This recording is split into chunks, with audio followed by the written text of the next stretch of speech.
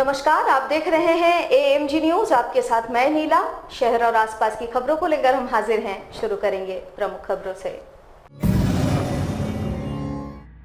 पूर्वी सिंहभूम जिले को कोरोना पर मिली दूसरी जीत, संक्रमित युवक हुआ स्वस्थ। मंत्री सहित जिले के आला अधिकारियों ने दी बधाई। जमशेदपुर में चरमराई बिजली व्यवस्था को दुरुस्त करने हेतु मंत्री बन्ना गुप्ता ने बुलाई आवश्यक बैठक। विभागीय अधिकारियों को दिया कई दिशा निर्देश। जिला पुलिस मुख्यालय में आयोजित हुई इंटर स्टेट पुलिस की बैठक, कोल्हान डीआईजी हुए शामिल।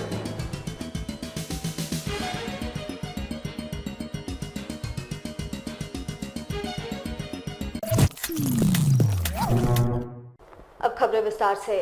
जमशेदपुर में कोरोना मरीज की संख्या दिन प्रतिदिन बढ़ते जा रही है, लेकिन इससे भी अच्छी खबर है कि जो दो पहले कोरोना पॉजिटिव मरीज जिले में मिले थे, दोनों ने कोरोना को मात दे दी और स्वस्थ हो गए। पहली युवती स्वस्थ होकर गई थी, वहीं आज युवक भी स्वस्थ होकर कोरोना को हराकर अपने घर वापस लौट गया। उधर टीएमएच से छुट्टी मिलने पर उपायुक्त रविशंकर शुक्ला के साथ शहर के अन्य अधिकारी एवं स्वास्थ्य मंत्री बन्ना गुप्ता भी मौजूद रहे। स्वास्थ्य मंत्री बन्ना गुप्ता ने कोरोना को मात देने वाले युवक को गुलदस्ता देकर स्वागत किया। साथ ही डॉक्टरों ने कई चिकित्सीय परामर्श युवक को दिए। वैसे एक दिन पहले चाकुलिया की युवती कोरोना को मात देकर वापस घर लौट गई थी और ठीक एक दिन बाद चाकुलिया का ही युवक कोरोना को हराकर वापस चाकुलिया लौट गया। यानी यह वही दो पहले कोरोना मरीज थे जो कोलकाता से आए थे और चाकुलिया के रहने वाले थे। टीएमएच में एक कोरोना पेशेंट जो है स्वस्थ होकर घर जा रहा है, तो हम लोग इसलिए एक संवाद इसलिए देना चाहते हैं कि लोग जो हैं डरे नहीं और भयभीत होने की जरूरत नहीं है। हमको इसके विरुद्ध में मजबूती से खड़े होने की जरूरत है। और आज मैं बहुत धन्यवाद देता हूँ हमारे सिविल सर्जन साहब का, बहुत धन्यवाद देता हूँ महाप्रबंधक टीएमएच का, सभी डॉक्टरों का, नर्सिंग स्टाफ का और जितने हमारे हाउसकीपिंग वगैरह से जुड़े हुए लोग हैं, सभी का मैं बहुत धन्यवाद देता हूं कि वो बहुत मजबूती के साथ खड़े हो रहे हैं और हमारा जो है कोरोना का पेशेंट ठीक हो रहा है और फ्रंट वर्कर बनकर योद्धा की तरह लड़ रहे हैं और हम बहुत बहुत इनको धन्यवाद देते हैं। बिजली की आंख मिचौनी से लोग परेशान हैं और अपने विधायकों और मंत्री को कोसना शुरू कर दिया। उधर जमशेदपुर पश्चिम के विधायक सह राज्य के मंत्री बन्ना गुप्ता के खिलाफ लोगों में नाराजगी देखी जा रही थी, लेकिन मंत्री बन्ना गुप्ता ने इस नाराजगी को अविलंब दूर करते हुए परिसदन भवन में बैठक बुलाई। इस बैठक में विद्युत विभाग के अधिकारी मौजूद रहे। मंत्री जी ने अधिकारियों को दिशा निर्देश दिए कि जिन इलाकों में ट्रांसफार्मर पुराना है उस इलाके का ट्रांसफार्मर अविलंब बदल दे, जरूरत पड़े तो तार को भी बदल दिया जाए ताकि बिजली लोगों को सुचारू रूप से मिल सके। वैसे मंत्री बन्ना गुप्ता ने बिजली विभाग के अधिकारियों को कई दिशा निर्देश दिए ताकि इस गर्मी में लोगों को सुचारू रूप से बिजली मिल सके। उधर बिजली नहीं मिलने से पानी का भी घोर किल्लत मानगो क्षेत्रों में हो जाता है। हालांकि यह बैठक करीब 2 घंटों तक चला। वहीं बिजली विभाग के अधिकारियों ने भी अपनी समस्या मंत्री जी के सामने रखी और कहा कि कर्मचारियों का घोर अभाव है जिसके कारण काम करने में परेशानियां होती है। फिलहाल मंत्री बन्ना गुप्ता ने इस समस्या के निदान के लिए मुख्यमंत्री से बात करने की बातें कही। देखिए, बैठक में विशेष करके जमशेदपुर में बिजली का जो अव्यवस्था हुई है हमारे जमशेदपुर पश्चिम में विशेष करके, इसी के संदर्भ में हमने उपायुक्त पूर्वी सिंहभूम, महाप्रबंधक बिजली बोर्ड, अधीक्षण अभियंता, executive engineer Jamshedpur, executive engineer Mango, बिजली के व्यापक सुधार के लिए बहुत सारी कार्य योजनाओं को बनाने का निर्देश दिया है।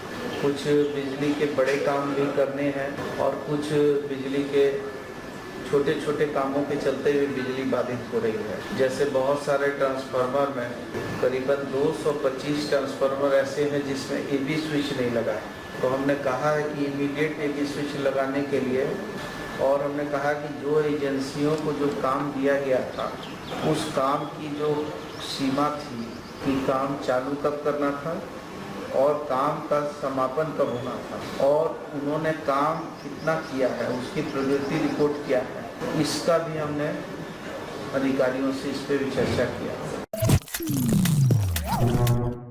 जमशेदपुर जिला पुलिस मुख्यालय में आज इंटर स्टेट पुलिस पदाधिकारियों की एक अहम बैठक संपन्न हुई। वैसे इस बैठक में कोल्हान के तीनों जिले के पुलिस पदाधिकारी और बंगाल पुलिस के अलावे सीआरपीएफ के अधिकारी भी शामिल थे। इसमें नक्सलवाद और अपराध से संबंधित कई महत्वपूर्ण बिंदुओं पर चर्चा की गई। वैसे बैठक के बाद कोल्हान डीआईजी राजीव रंजन सिंह ने मीडिया से बात करते हुए कहा कि यह एक रूटीन बैठक है। साथ ही कल चाईबासा में हुए नक्सली घटना के संबंध में पूछे जाने पर उन्होंने बताया उक्त घटना को इस बैठक में जोड़कर नहीं देखा जाना चाहिए। वैसे सूत्रों की अगर माने तो चाईबासा घटना के बाद नक्सली संगठन एक बार फिर से किसी बड़ी घटना को अंजाम देने के फिराक में है।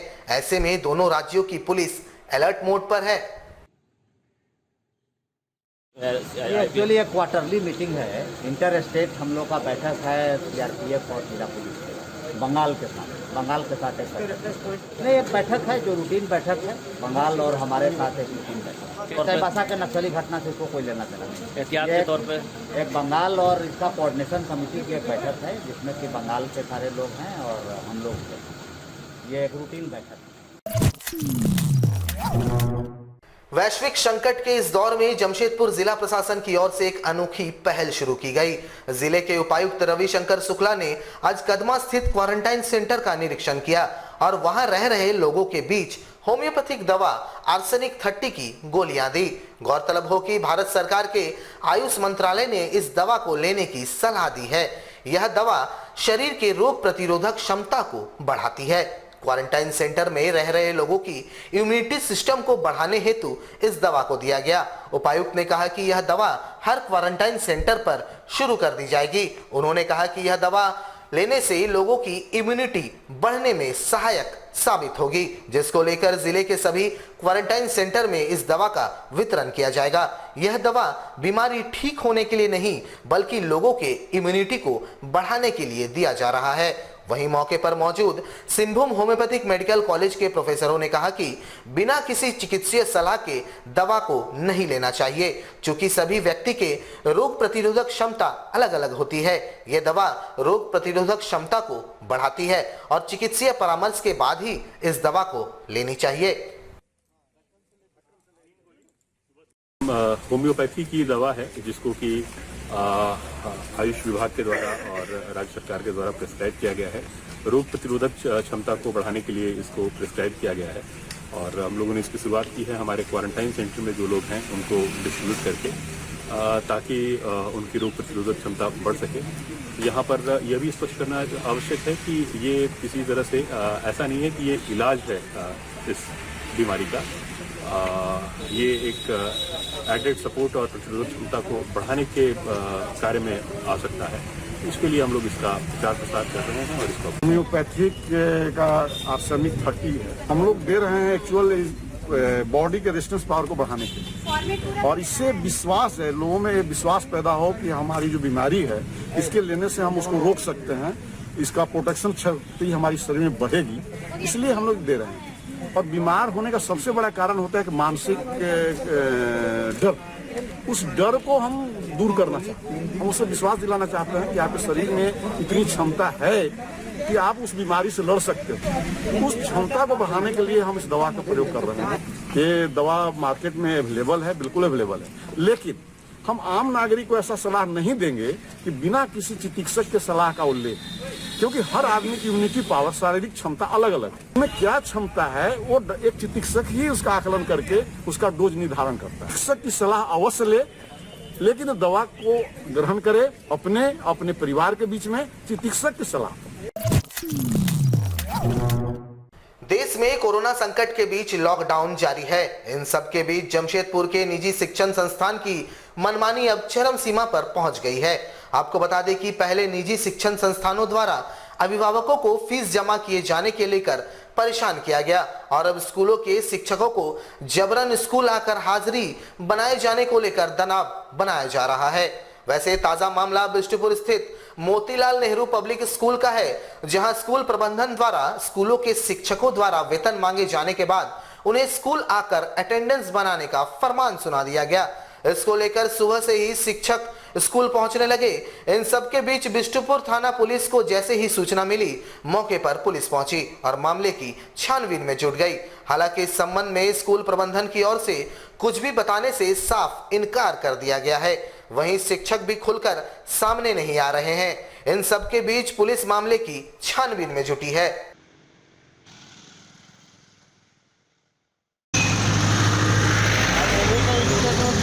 हमरा से क्या लीजिए, हमको कोई बाहर से आ रहा है, लोग टीचर लोग आ रहा है, मुझे तो सूचना मिला चाहिए कि हम यहाँ आए हुए हैं मोतीलाल पब्लिक स्कूल। अभी तो कोई आदमी नहीं है, खाली ही ना। जमशेदपुर के बागबेड़ा कॉलोनी में शुद्ध जल को लेकर हर घर आंदोलन शुरुआत कर दी गई है, जहां इस 2 दिवसीय धरना प्रदर्शन में स्थानीय लोगों में जनप्रतिनिधियों के खिलाफ आक्रोश देखा गया। इस दौरान क्षेत्र के लोग हाथों में तख्तियां लेकर अपने अपने घरों पर धरने पर बैठकर अपना रोष जाहिर करते नजर आए। पिछले कई वर्षों से स्थानीय लोग अशुद्ध पेयजल पीने को बाध्य हैं, जहां इस और किसी पंचायत प्रतिनिधि का ध्यान ही नहीं गया। इतना ही नहीं, कनेक्शन देने के नाम पर जनप्रतिनिधियों द्वारा धड़ल्ले से अवैध वसूली भी की जा रही है। वहीं स्थानीय चंदन कुमार ने बताया कि पिछले 8 वर्षों से बागबेड़ा की जनता दूषित जल पीने को लिए मजबूर है। बागबेड़ा कॉलोनी में 1100 क्वार्टर है, जिसमें टिस्को के द्वारा पानी सप्लाई किया जा रहा है। तो ऐसे में जनप्रतिनिधियों द्वारा शुद्ध पानी के लिए क्यों नहीं आवाज उठाई जा रही है। पर आंदोलन दिए हैं, ये 2 दिवसीय अनशन आंदोलन है। ये एक अनोखा आंदोलन है जो बागबेड़ा की जनता का, हर एक जनता का समस्या है, हर एक घरों का समस्या है। इसलिए हम ये घर में बैठ के ही अनशन कर रहे हैं, ताकि ये बागबेड़ा की जनता को भी दिख सके और यहाँ के पंचायत प्रतिनिधि, जो भी जनप्रतिनिधि है, वो सब इसको देख कर सके और इस पर कुछ कार्य करें। क्योंकि जो भी हम पिछले 8 वर्षों से हमें दूषित जल पीना पड़ रहा है मजबूरी में, क्योंकि इसका कोई उपाय नहीं है। हमें मजबूरी में दूषित जल ही मिल रहा है पिछले 8 वर्षों से, और इस पर कोई कार्रवाई नहीं की जा रही है। एवं इन्होंने अवैध कनेक्शन के नाम पर काफ़ी घोटाला किया, जिसका कोई जांच आज तक नहीं हुआ, कोई जांच करने वाला नहीं है। तो सरकार से भी हमारी यही विनती है कि पिछले 5 वर्षों से इनकी जो भी कार्यशैली है उसकी जाँच की जाए एवं बागबेड़ा में शुद्ध जल की व्यवस्था की जाए। पिछले दिनों जमशेदपुर के जुगसलाई थाना अंतर्गत मिल्लत नगर में गोली चालन की घटना घटी थी, जिस पर कार्रवाई करते हुए जुगसलाई पुलिस ने घटना के नामजद अभियुक्त आफ्ताब आलम उर्फ लाडला को हथियार समेत गिरफ्तार किया है, जबकि इस कांड में शामिल एक अन्य अभियुक्त की तलाश जारी है। विगत 26 मई को जुगसलाई थाना अंतर्गत मिल्लत नगर निवासी मोहम्मद वाजिद अख्तर पर जानलेवा हमला किया गया था, जहां मोहम्मद वाजिद द्वारा जुगसलाई थाने में आफ्ताब आलम और दानिश समेत अज्ञात लोगों पर शिकायत दर्ज करवाई गई थी, जिस पर विधि व्यवस्था डीएसपी आलोक रंजन के नेतृत्व में जुगसलाई पुलिस ने कांड के नामजद अभियुक्त आफ्ताब आलम को कांड में प्रयुक्त देसी कट्टा और 2 जिंदा कारतूस के साथ धर दबोचा। इस दौरान इस घटना को अंजाम देने वाले अभियुक्त मोहम्मद दानिश भागने में सफल रहा, जिसकी गिरफ्तारी के लिए छापेमारी की जा रही है। बता दें, दोनों अभियुक्त जुगसलाई निवासी है, जिनका पुराना आपराधिक इतिहास रहा है। पटमदा प्रखंड के माचा स्थित क्वारंटाइन सेंटर में रखे गए प्रवासियों की स्थिति काफी दयनीय है, जहां मजदूरों ने सेंटर की व्यवस्था के खिलाफ भूख हड़ताल शुरू कर दिया। प्रशासनिक पदाधिकारियों के समझाने के बावजूद इन्होंने व्यवस्था सही नहीं होने तक भूख हड़ताल जारी रखने का ऐलान किया है। इन्होंने बताया कि सेंटर में ना तो ढंग का खाना दिया जा रहा है, ना ही शौचालय की साफ सफाई कराई जाती है, जहां 24 घंटे शौचालय से बदबू आ रही है, जिससे लोग बीमार हो रहे हैं। उन्होंने बताया कि वे भी इंसान हैं, जानवर नहीं। इनके साथ यहां जानवरों से भी बुरा बर्ताव किया जा रहा है। हालांकि प्रवासी मजदूरों के आक्रोश को देखते हुए प्रशासनिक अधिकारी भी अंदर प्रवेश करने से डरे रहे। वहीं पूरे मामले से जिले के उपायुक्त को अवगत करा दिया गया है।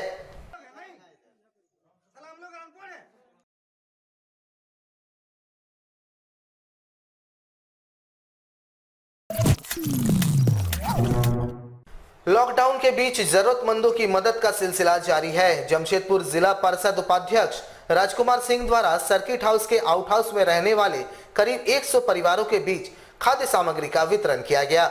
यहाँ सांसद विद्युत वरण महतो भी मौजूद रहे। वहीं सांसद ने मौजूद लोगों की हौसला अफजाई करते हुए भविष्य में हर संभव सहयोग करने का भरोसा दिलाया। उन्होंने कहा कि जब से लॉकडाउन की शुरुआत हुई है तब से लेकर लगातार राजकुमार सिंह द्वारा जरूरतमंदों के बीच खाद्य सामग्री का वितरण किया जा रहा है। उन्होंने राज क्लब के सदस्यों की भी सराहना की।